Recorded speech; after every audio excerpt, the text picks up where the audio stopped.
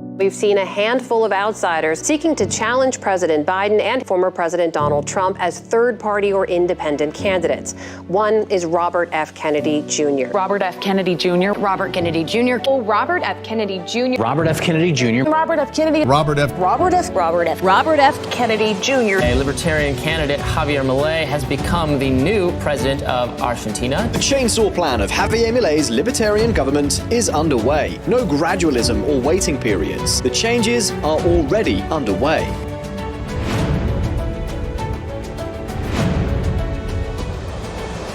They say that they like free markets, but they despise free markets. There is no stronger advocate for free market capitalism than myself. For 30 years, I said the same thing, is the best thing that we could do is have true free market capitalism. Look at my speeches from 40 years ago, and you see people asking me what's the most important thing we can do for the environment. I've said consistently for all this time, free market capitalism. Because we don't have that in our country. We have corporate crony capitalism. We have this system of cushy, lavish socialism for the rich and a merciless, barbaric capitalism for the poor. There's all different brands of libertarianism. The one thing they all have in common is that they hate authority. And I love dealing with libertarians. We declare independence from the two political parties. Let's go take back our country.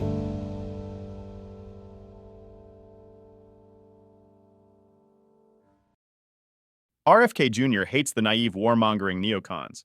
I'd love to see him represent the Libertarian Party I helped build. I think Robert Kennedy Jr. would make a great Libertarian Party presidential candidate. I too think Robert Kennedy Jr. would make a great Libertarian Party presidential candidate. Hello, I am Theodor Herzl, the founder of Political Zionism. I fully endorse Robert Kennedy Jr. as the Libertarian Party's presidential nominee. His genuine concern for the Jewish people and numerous Jewish friends make him an ideal candidate to help bring peace to the region. I am deeply sorry about the neocons. Robert F. Kennedy Jr.'s interest in running for president as the Libertarian Party's 2024 candidate is a great opportunity to help educate the public about everything that is desperately needed to save not just the US, but perhaps all of civilization if the naive neocons are not stopped in time to prevent what will surely be the final world war. Let me describe the countless benefits of an RFK Jr. LP run. 1. There is the man himself. From every indication that I have, RFK Jr. is a truly courageous man willing to make the ultimate sacrifices to help save America. He seems like the person who, although in an obviously high position of power and prestige, is extremely humble and willing to take advice from, and praise and value, everyone. This podcast episode with fellow Austro-libertarian Jeremy Hammond is a great example of RFK Jr.'s humble and inquisitive demeanor. During the last year, in his podcast RFK Jr. has had leading freedom fighters like David Stockman, Matt Taibbi, Jeffrey Sachs, Scott Ritter, Colonel Douglas McGregor and countless others. 2. Hardly anyone of significant fame has fought the priesthood of scientism and the communism like RFK Jr. has. His best-selling book The Real Anthony Fauci has been akin to Martin Luther's 95 Theses regarding the devastating blow it has given the priesthood of scientism, just like Luther's writings did to the coercive monopoly power of the Catholic Church at the time. The Pope of Scientism, Anthony Fauci, and his chemical slaughter of millions via the pseudoscientific HIV/AIDS death dogma, and its repeat via the COVID mania, and disastrous COVID vaccines talismans, is being exposed for its true mythical nature. The longer this book continues to dominate, and thus outcompete the priesthood of scientism, the more the faithful masses wake up to the fact that they have been sacrificing virgins in vain, and even more importantly, appreciate freedom in the scientific medical realm. During the First World War, from 1914 to 1918, bright and pious fellow Homo sapiens who had absorbed German, French, British, Russian identities, students, fathers, engineers, great minds and experts, who even shared a common European Christian faith, reverted to their tribal ape-like nature, and for God, honor, flag and country, slaughtered each other, leading to over 18 million deaths. And they did this for reasons not 1 out of 1 million today know. It was the simple-minded good versus evil tribalistic politicians that led to this calamity, and today's politicians are no different. RFK Jr. knows that it is reason and statesmanship, not naive tribalistic good versus evil, that is needed to understand and untangle the fallacies that lead to the conflicts. They get fixated on these little wars and these comic book depictions of good versus evil, and we all go, hoorah, and go off and give them the weapons and enrich, the military industrial complex. But we're on the road to perdition if we don't end this. While naive good versus evil bureaucrats like Trump's former Secretary of State and Director of the CIA Mike Pompeo justify torture, censorship and persecute our most courageous journalists like Julian Assange, RFK Jr. fights for freedom, transparency and Assange. RFK Jr. knows what a calamity the so-called neocons have been. Below is a spectacular 1.5-minute video that summarizes how these simple-minded tribalistic ideologues have bankrupted America and destroyed millions of lives. The driving force behind wars in this country have been a group of people called the neocons that are embedded in the State Department.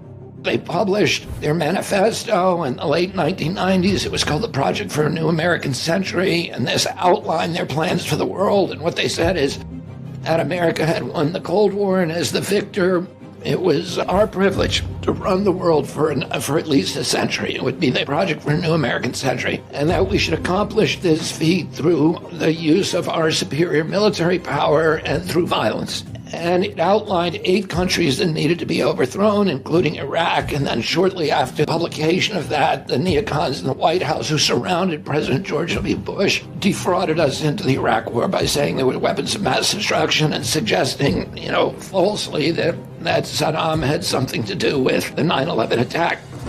Now, that war cost us in the end about $8 trillion. We left Iraq worse than we found it. We killed more Iraqis than Saddam Hussein. The country is now an incoherent battle between Shia and Sunni death squads. We created ISIS. We drove 2 million refugees into Europe, which destabilized all the nations in Europe for, the next probably century. And all of those neocons were driven out of office, and we thought they would have gone forever. But they reappeared first in the Obama administration. Now they run the Biden administration. 4. RFK Jr., although no seasoned Austrian economist like Dr. Ron Paul, is 100% for real capitalism, and understands the vital role of competition in the private sector. Here is a brief but excellent 1-minute video of RFK Jr. properly defending capitalism and free markets. Analyze our marketplace so that a market does what it's supposed to do, which is to reward good behavior and punish bad behavior. I believe in free market capitalism because I believe that the marketplace promotes efficiency. Efficiency means the elimination of waste. Pollution is waste. A free market would urge us to properly value our natural resources, and it's the undervaluation of those resources that causes us to use them wastefully. In a true free market, you can't make yourself rich without making your neighbors rich and without enriching your community. What polluters do is they make themselves rich by making everybody else poor.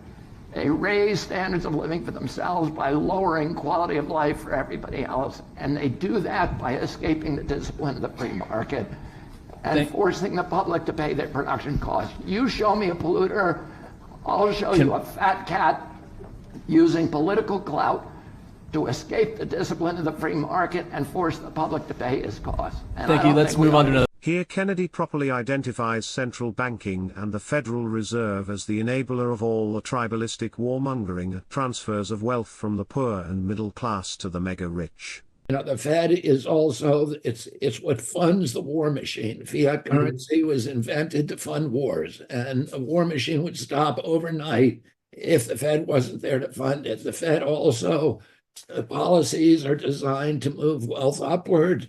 increase these giant disparities of wealth that completely destabilize our democracy, and to do a lot of everything that comes out of the Fed is pretty bad. All of the ultimate impacts of it, and we have to figure out how to restore sovereignty over the Fed to the public and how to ensure transparency. There's no transparency, and to end the kind of voodoo that these Merlins on Wall Street cook up and pretend that it's actual, economic science, but other than just, a formula for shifting wealth upward. But RFK Jr. greatly respects Ron Paul and the feeling is mutual.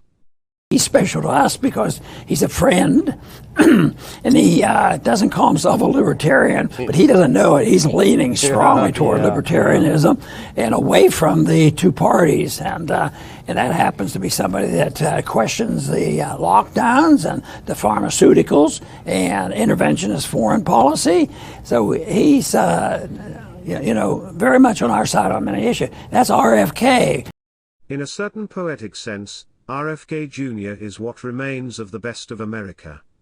The cultural inheritance of the courageous and much beloved Kennedy brand, his network of courageous doctors, lawyers and friends, his proven track record of fighting against the grain, the pissed off mothers who have had their children and loved ones mutilated by the priesthood of scientism, and countless other accolades make him and his campaign a formidable beacon of freedom with which to hopefully lead America and the rest of the world from its current path towards increasing tribalism, chaos, and tyranny.